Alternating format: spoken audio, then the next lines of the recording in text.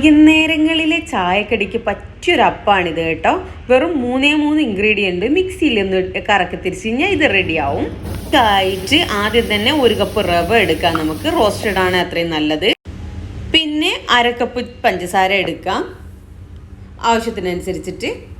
മൂന്നാമതായിട്ട് ഒരു 2 മുട്ട, വലുതാണെങ്കിൽ 2, ചെറുതാണെങ്കിൽ 3 എടുക്കാം.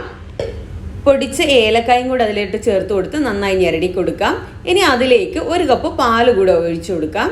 എന്നിട്ട് മിക്സിയിലൊന്ന് അടിച്ചെടുക്കാം. അതിനുശേഷം ഒരു ഫിലിപ്പീനി പഴം കൂടെ നമുക്ക് ഇതുപോലെ ചേർത്തിട്ട് വീണ്ടും ഒന്ന് അടിച്ചെടുക്കാം. അപ്പോൾ ഇതുപോലെയാണ് ബാറ്റർ ഉണ്ടാവുക.